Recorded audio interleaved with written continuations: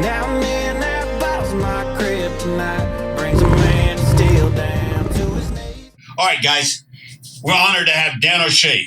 Let's talk about Mr. O'Shea, retired SEAL commander, 22 months, hostage working group Iraq. Member of Task Force Pineapple. That's getting people out of Afghanistan for those that we left behind, for those who seem to have forgotten about that. Post-Kabul fall rescue and evac operations. All those people you saw running around on airplanes, we left a lot of good people behind. Dan was on people volunteering to go get people out. Dan's obviously been, if you've watch Fox News or any hostage situation, Dan's been there. It's very funny for those out there in the audience. We're probably 2 degrees apart on several operations and a lot of people we know. Dan, welcome. Yeah, my pleasure. It's our pleasure. Good to have you here today. Just in the pre-interview, we're talking about stuff that gets both our blood boiling as the hostages around the world. You got Hamas. They're the latest. Before that, you dealt in Iraq when ISIS was chopping people's heads off. And the same thing. And I came at it from several years. I dealt with the Middle East. That was my deal, counterterrorism all around the Middle East, and obviously culminated in 9/11. Before 9/11, during 9/11, after 9/11. So we probably crossed paths a lot. But today, obviously, the audience, there's something very current out there. We're watching on the news. It's not political, but it's reality. The hostages. Hamas grabbed hostages. They let some of them go. We also know the Israelis cherish the bodies. Even if they're dead, they're still a hostage. Of course. And we've watched all this play out. And a lot of people at home think, oh, it's probably okay. They don't understand living in a tunnel for months and months. And then why are they still alive? What's the use? Or do they care about their feelings? And then they say, oh, it's only Hamas. It's not the Palestinian families who are holding them. They're innocent. They're nice people. I'll leave it to you. Yeah. So the irony of ironies, people always talk about the oldest profession in the world, prostitution. In the Middle East, it's kidnapping. They're going back thousands of years. They've kidnapped brides for marriages. They've kidnapped. That's just part and part of the culture. And the irony of ironies, Hamas, the gentlemen who executed Hamas, they are the grandsons of the PLO, Black September. Go back to, I'd say, the first form. I'm a history major, Naval Academy grad, and I've studied this history my whole life. And again, I lived it for 22 months in Baghdad. And even 20 years later, there's always another evolution of this, what I call hostage terrorism. And it started, if you go back, 1972 Olympics, Black September, right? The Israeli hostages, right? Always a connection to Israel, unfortunately. And that was the start of that image of the guy leaning over the Munich at the Olympic Village, the guy in the balaclava leaning over the village. That was that image. And they continued the game. They continued the games. Of course, we know what happened. All the Israeli hostages were killed. Very tragic outcome. And then America experienced it, 1979, overthrow the American embassy. Again, same groups, same ideology, same, again, the Sunni Shia difference, but it doesn't matter. It's all the same. It's all this. At the end of the day, the groups are all the same in terms of their operating morandus, which is their doctrine is the Quran, and that's what allows them to do the things they do. And here it is, fast forward to where, how I got, every SEAL, every Special Forces, every recon Marine, we all get trained to do hostage rescue mission. And it's something it's probably the one mission I think every one of us would want to be on, because, man, it's one thing to go kill bad guys, which is part and part of the business, but to go rescue a hostage, especially American hostage, that, and I can tell you, I've met Delta guys. I met a Delta operator who was on the Roy Helms rescue, and I spent 311 days looking for Roy. And I was at the scene hours after. In fact, I took the FBI and did the SSE at the scene after Delta went in and pulled him out of the ground. It's an amazing story, absolutely amazing story. And I connected Roy Helms with one of the Delta operators who ended up on my back porch drinking bourbon, smoking cigars with another SF buddy who introduced me to this guy, absolute patriot. And he said to me, he goes, man, I did over 300 missions over my time at the unit, but he goes, the one that stuck out to me the most was rescuing that American hostage. And I ended up connecting them together on a phone that afternoon. It's pretty amazing. But point being, 2004, well, the Danny Pearl was kind of the big wake-up call. Remember the Danny Pearl? He was executed by College Shape, right, KSM. And then we had a year later, the Nick Berg beheading, which was aired on international TV. I was actually on duty at U.S. Central Command as a soft liaison, so I watched the Danny Pearl execution. But it was only seen by people wanted to go into ogres.com, and it wasn't widespread. It was horrific, but I was tracking it because I worked alongside the Joint Personal Recovery folks at U.S. Central Command at the time. And but then a month later, a year later, I accepted one last set of orders to go downrange for 4 months. I was going to work interagency coordination on behalf of the Joint Interagency Coordination Group. It was called a lot of things. It was really basically the Joint Interagency Task Force. It included FBI, CIA, SOF, and everything in between. And I was supposed to go over and live with the FBI. Sorry about that. Yeah, let's not get started. Yeah, we get started.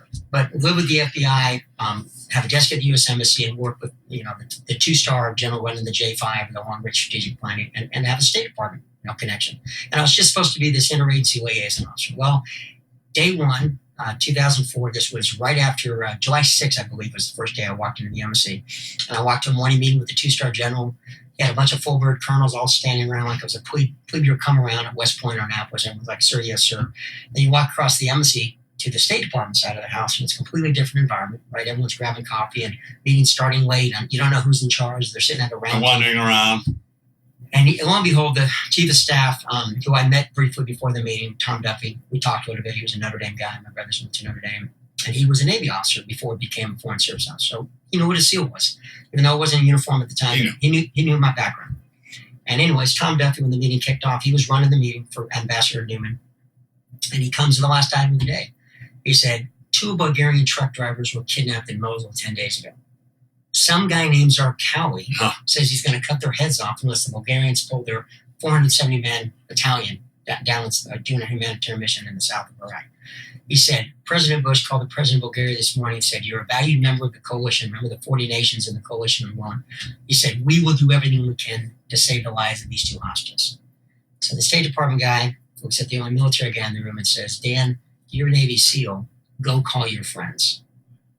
And that's how it started, right? How many times have we in our career been handed a tag, you're it. And let's go. You can't get that booger off you because you're now stuck with this this issue. And so, I went to the JOC. I found the JOC. I tracked down an analyst that was assigned to the task force, and he jumped on a convoy. And that afternoon, we had 2 Bulgarians that showed up at the embassy. Your classic Boris 1, Boris 2, Eastern European, gray complexion, gray suit. It's so funny. They were in the ambassador's office, Ambassador Jeffries, the DCM. Mission. And there are no smoking signs, and these 2 Slavic Eastern European guys are sitting there chain smoking during the briefing. And this young analyst described Zarqawi. He said he's the guy that cut off Nick Bird's head. He's also cut off the South Korean that had been beheaded. The soldiers had found him like a week or 2 prior. And he basically said to the Bulgarians, hey, we won't find it in the 48-hour window that Zarqawi's given. Be prepared that they're going to probably end up beheaded. It's going to be gruesome, and it's going to probably end up on Al Jazeera. You need to warn your government accordingly. And he turned to the ambassador and said, sir, I have to go back to Camp Victory. So the ambassador said, Charlie, great brief, thank you. Turned to me and said, Dan, please take care of my guests. Keep me informed of everything happening on this case. And I'm like, yeah, roger that, sir. So my first email that went out that night about midnight, right? Showed up at 06, and now 20 hours later, I'm still trying to manage all these pieces. And I wrote a sit rep out to the ambassador, to the 2-star general running the war, ops, MNMIC3, and then all the chain of command. And lo and behold, I get back to the FBI compound at midnight, and I remember the FBI on-scene commander when I said, hey, sir, I'm a SEAL. We do hostage rescue. You guys do the coordination and intelligence sharing, investigation. And the FBI chain of evidence. Blah, blah, blah. Yeah. And he looked at me and he said, hey, it's not a Bulgarian citizen, not American, not an MSIT, not our role, not our responsibility, but I'll help you with this. I'll give you a little agent to this working group, but we're not going to get involved. And lo and behold, over the next 30 days, there were 31 kidnappings in Baghdad in July, with the 46 and I think 54. So in the 3 months of my tour, I'm like dealing with 2 or 3 international cases a day. I'm at my desk day 2, and I get a call from the JOC. Hey, I'm looking for Dan O'Shea, the hostage guy. Man, literally, I'm in Baghdad 24 hours. And the JOC's saying, and you're the hostage guy. Within 24 hours. And the JOC goes, hey, look, this Filipino got kidnapped, and they're going to pull their troops. The fills have been demanded, pull your troops out of Iraq, or we're going to kill this guy named Angelo De La Cruz. And you need to handle this case. I'm like, all right, well, got 1, got 2. And but within 10 days, after, there were literally a kidnapping case coming in every day, I wrote up a mission statement, specified implied task, and what our priorities were for the house work group. And that's how it got started. I briefed it to Ambassador Jeffries, and he basically said, and here's the funny part, and I say this as a SEAL who went to Ranger School when I wore a Ranger tab, and I'd spent most of my career with the Army, so my tab probably got me farther along in my career than I tried to get, certainly with the Green Berets and the Rangers, especially the senior officers I worked for. I showed up at the embassy wearing civilian clothes. I didn't want to, expose who I was, obviously, to the embassy crowd. Those guys are like the herbivores, don't like us meat eaters. And I remember when I had to give the brief to the ambassador to say how we're going to deal with this crisis, I put on my, got it shaved my beard off that was growing, got a clean haircut, put on my uniform. When the ambassador strode in the room, Jeff, as you remember him, tall. Yeah, I know him. He's like Strawberry. I worked for him. Yeah, great American. I worked with him a couple times. Amazing individual. Yeah. And you're classic. Very intense. But you're classic ambassador with decades of experience. Yeah. And he strides in the room, sits at the back of the table, and I have the PowerPoint first slide up, and he leans back on the chair and he takes a glance at me because he didn't know I was in the military, much less a SEAL or Ranger. And he leans back in his chair and he goes, "Ranger School. Oh, Shay, I knew I liked you for a reason." And I'm thinking, people are usually more impressed with the trident, but hey, whatever, right? So I did the brief, 5 slides, laid out everything. And he said, "Commander, you have this well in hand, continue unless otherwise directed," which means you have commander's intent. If you have a problem, come see me, but I'm giving you wide latitude to do your job. And ironies of ironies, I pulled up his bio. Yeah. He was a 173rd Airborne. Yeah. Airborne Ranger. Yes, sir. In Vietnam. Oh, yeah. And so he saw me, he saw that tab, and he said, "I got a Ranger." And so that's what's so important about why our culture, be it SEALs, Rangers, Green Berets, and that cross-pollination. And, you were talking earlier, and you're a little bit older than me, but I'm a pre-9/11 guy too. A decade before 9/11. 91 is when I went through training. And there was that animosity always between us and SF and Rangers and Marines in particular. Oh, yeah. That's a whole different story. But now after 20 years of 9/11, or now 25, we're so joint in purple because, I have as many brethren in the green side of the house and Rangers. Green and blue. Green and blue. And it's, but it was, getting back on top on the hostage stuff. I spent 22 months, or 448 kidnappings. It was crazy because what I learned, and I learned this from a Marine, Mark Thompson, who was a career recon Marine, retired, then went over to state CT. So you probably ran across Mark because he was the most trusted man of the government when it came to this. Because he worked in multiple hostage cases over his years, and a lot of other things. And you're a true believer. Mark's a great American, and I was a mentor, a big mentor to me. And he said this to me early on this tour in Baghdad. He said, "Dan, hostage rescue takes 3 things. Number 1, proof of life, that the hostage is still alive. We're not going to risk the National Mission Force for a dead body." He said, "Number 2, we need a 10-digit grid. We need to know exactly what room, what house, what building they're in, right, so we can get the element of surprise." And he said, "The last is the authorities to launch the mission." And what I found out is that getting the approval to launch many times was the hardest thing to do. By far. Yeah. And because, there's never 100% intelligence that is never going to be there. And you are risking the lives of our nation's best and, our greatest warriors and best warriors.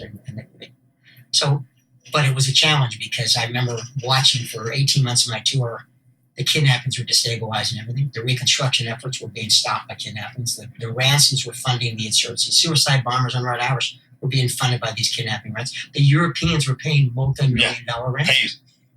And, I worked with everyone. I worked with the chiefs of station for every country under the sun. I worked with the law enforcement that would come over. And the problem was the countries that paid the Danes Geld, the Viking gold. There's a famous Rupert Kipling called the Dane Geld about when you pay the Danes to go away, all you get is more problems from the Dane. And it's this analogy about when you pay to make a problem go away, what do you get? More of the same. And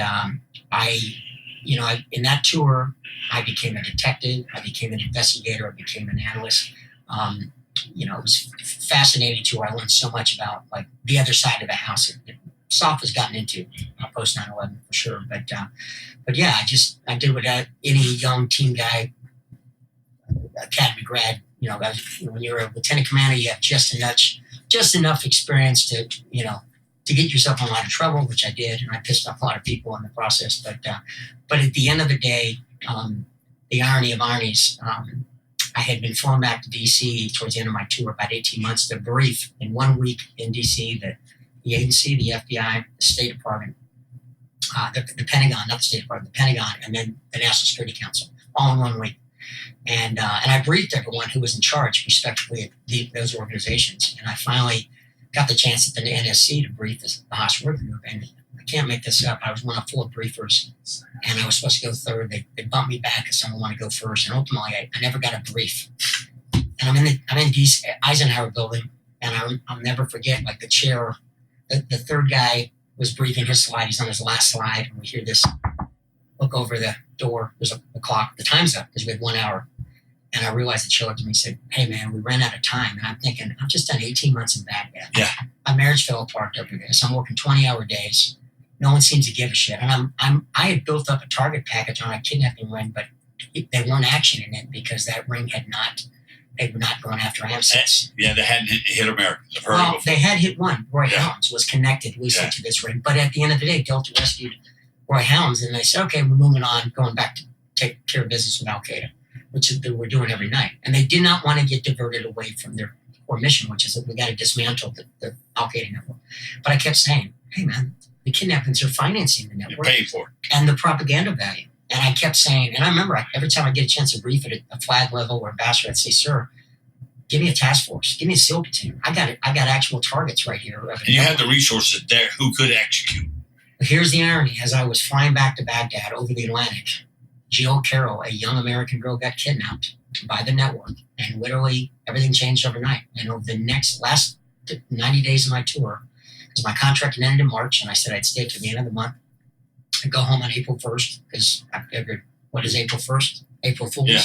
I wanted a 2-year assignment in Baghdad to end on like, "Hey man, April Fool's. The joke was on you, O'Shea, because you wasted 2 years." In my mindset, because most hostage cases did not end well. Did I will spin, and then chop their head. I woke up every morning watching behavior videos, and some of these were families that I had talked to, either the ambassador or someone, and now I'm seeing their national getting their head chopped off, and it just didn't inspire me like in a way like that, but it just fused me to say, this is why I'm putting in the hours, because I want to eradicate this, right? And ultimately, ironies and ironies, the last 90 days of my tour, 2 national level U.S. and British task forces went after the network and ultimately dismantled it. And Jill Carroll got released, and here's the craziest. My last official day on the job was Thursday, March 30th, because April 1st was the next day. And we had our Thursday meeting with everyone coming in from across the agencies, big 25, 40 people, including the Brits, Kiwis, and some other, like Australians would be in the meetings. And because again, the kidnapping, just 448 kidnappings over the international community, Everywhere. 70 countries Yeah. of people kidnapped. So this was a global thing. And we shared. I mean, I can say that what the House Review did, like we didn't do the rescues, that was the task force, but we did the collaboration. We would get the approvals, and we got the information sharing from across the coalition. And ultimately, it was God's way of saying, "Danny boy, you did good." You put in your work. And Jill Carroll, who was the centerpiece of the kidnapping, because whenever a proof of live video cruiser appeared on TV, Karl Rove would call Ambassador Khalilzad and say, "Get this story off the news." And Khalilzad would show up at my Thursday meetings going, "Hey, why is that shit being done?" Because when you've got that attention at the strategic 4-star ambassador level. And ultimately, Jill Carroll was released the day before I went home, because the pressure by the network, because they rolled up the financiers, the foot soldiers, and the group just realized, let's let it go. Maybe they'll stop coming after us. And that's how you got to deal with this, because we solved the kidnapping problem. In fact, 2 years after I left Iraq, you know how many kidnappings there were in 2008, there were 10 kidnappings, foreigners. And in 2010, there was like 1 reported foreigner, where we were having 200 a year, because we dealt with the problem. But then what happened is ISIS came around. And ISIS, the Somali piracy thing happened for a couple of years until we addressed it, right? Blackwater tech companies put armed guys on the boat. And then we had the ISIS period, where the ISIS upgraded to a whole nother level. Remember the orange jumpsuits? Oh, yeah, the jumpsuits, the burning of the Jordanian pilot. And they put that into Hollywood. Oh, they yeah. took it to a whole nother level. Oh, yeah. And then from ISIS, you had the Taliban incidents with Bo Bergdahl. So this, again, and I say this about hostage terrorism, it's how terrorist groups, it's how they negotiate with the West. And this notion that we don't negotiate with terrorists, we don't pay ransoms. Well, guess what? the Biden administration, the Obama administration paid out, they traded 4 senior ranking Al-Qaeda and Taliban that were in Abu Ghraib for years for Bo Bergdahl. Yes. Who walked off his post, but arguably could be considered a traitor. Right. And we traded 5 senior ranking general and ambassador level Al-Qaeda and Taliban leadership for him. And what did that set? And there was also money paid under the Biden administration, $400 million to get 4 Iranian Americans. Yeah. And the big issue about Bo Bergdahl, if I can go back, he hosted a press conference from the White House Rose Garden with Bo Bergdahl's parents. So we effectively admitted to the world that the U.S., not only do we negotiate with terrorists, but we make concessions to terrorism. We rewarded them. And again, under my tour, that was the policy. The U.S. did not make concessions, and it protected us. And now it's out the bag. In fact, a month before, on September 11th, 2023, I can't believe September 11th is when the Biden administration released that $2 billion, whatever the number was. And what did they do a month later? They're the ones financed. They financed it all. And to finish this circle, go full circle, Hamas grabbed 251 hostages. They killed 1,200 people. Women, children, innocent. They kidnapped a 9-month-old child up to like 85-year-old grandparents. And our media didn't cover it.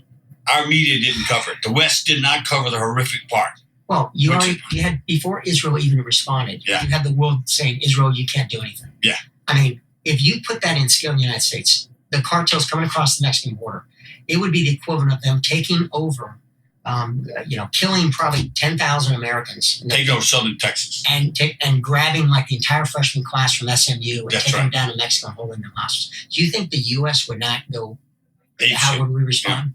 Yeah. Like, how do we respond after 9/11? No one told us not to. And the irony, again, goes back to the fact that the grandsons of the 1972 and the Hezbollah, remember the kidnapping? Oh, I know them all. I lived through it. I know their names. I know. My mentor that brought me here. Yeah, but it's funny. I say this all the time. I said, people said, Marty, how come ISIS has your...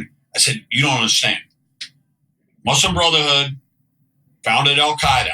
Al-Qaeda is ISIS. It's their daddies, their granddaddies. It's just the evolution. Hamas, same thing.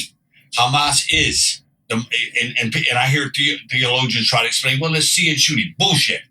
I said, this brand of Islam is absolutely radical. The only way you deal with this, the only way, they want to go to Allah, you let them go to Allah. If they take a friggin' hostage... You set up the introduction.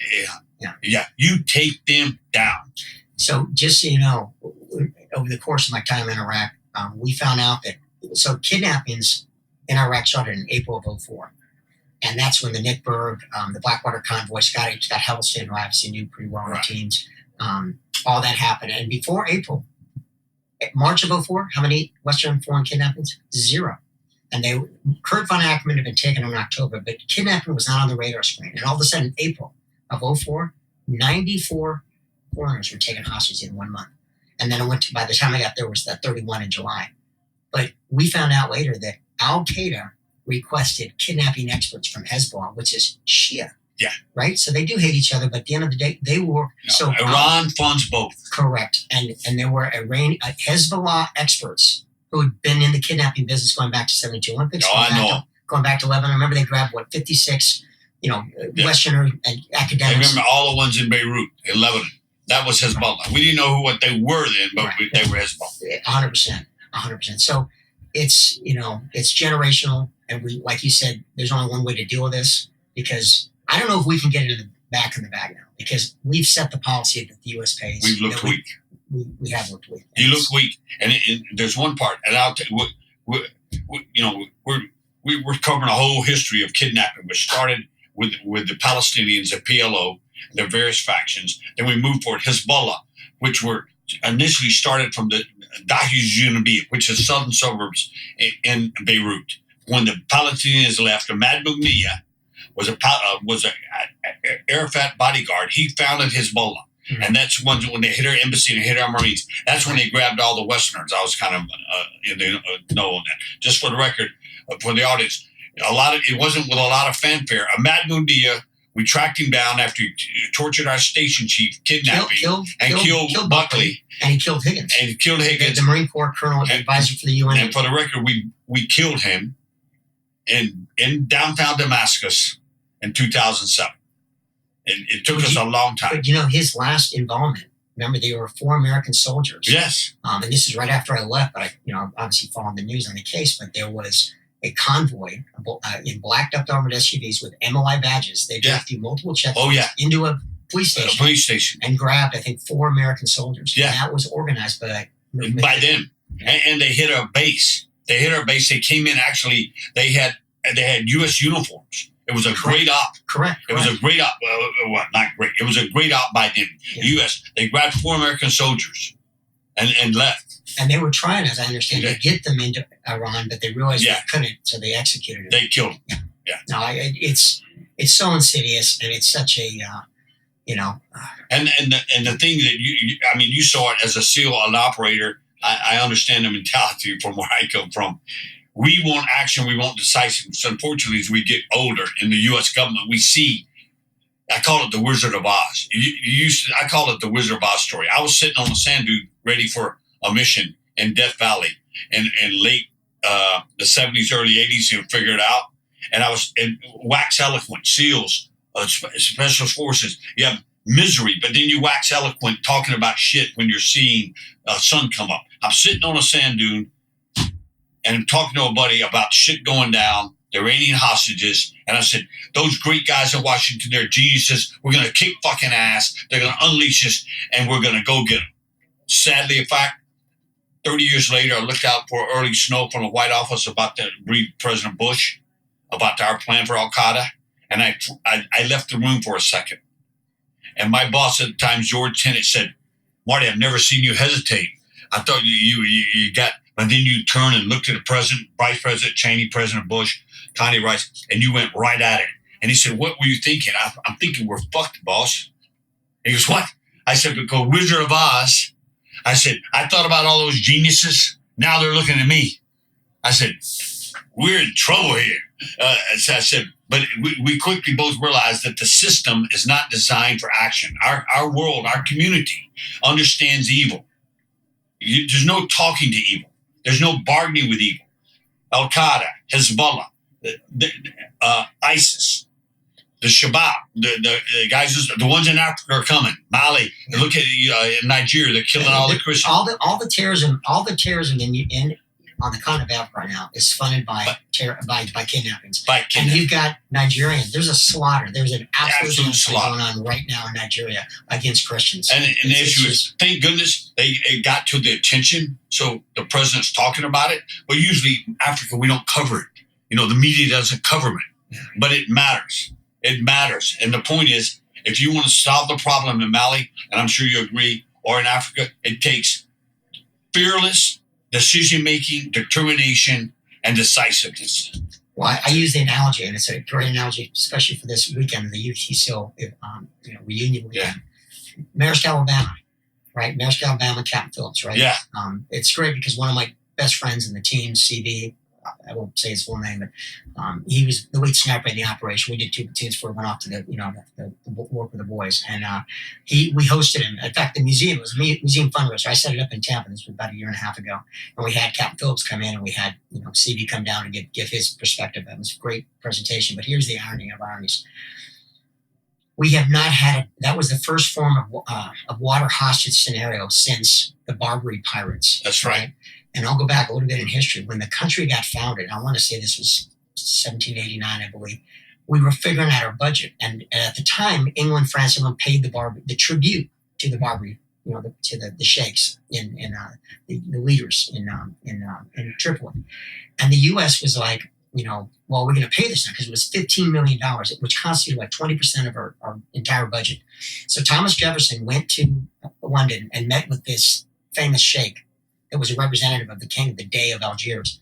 And he literally tells Thomas Jefferson, who wrote our, everything, Bill of Rights and the rest of it, he basically said, whoever comes under the rule of Allah, you must submit, and it is our right to pillage you and plunder you and take you hostage. And Thomas Jefferson came back to Washington. He said, these guys are crazy. Don't put that $50 million toward the tribute. Put it in the Navy. Let's go after him. Let's take him on. Yeah. Well, he was shut down because at the time he wasn't the president. Well, when he became president 10 years later, let me step back. Commodore Bainbridge There's a famous painting lithograph of him delivering the U.S. Treasury, literally a chest of gold from the U.S. to the King of Algiers, and he's the one delivering it as the Commodore of the fleet at the time. Well, 10 years later, Commodore Bainbridge took Wesley O'Brien and the Marines and the contractors, and the shores of AAA, and they took on, and they actually defeated them because they said, we're not going to pay the tribute anymore. We're not paying shit. We're not going to let our sailors get, castrated and, captured and put into slavery. And we stopped it. And up until the Maersk Alabama, we had had no form of piracy on a U.S. vessel since that time. And here's the irony. CB and the snipers, they took the shot to take out those 3 terrorists on the back of the USS Bainbridge. Talk about historical coming back. That's history round for sure. So, thank you for coming today. It's been great. I'd love to go on for about 30 minutes. We're obviously on the same wavelength, thinking the same thing, probably shared experiences that we could talk about over beers or whiskey one day. But thank you very much. And again, have a great, great time with your brothers. I will. I hope to have a whiskey with you here outside. All right. After the interview. All right. Thank you. All right. Thank you.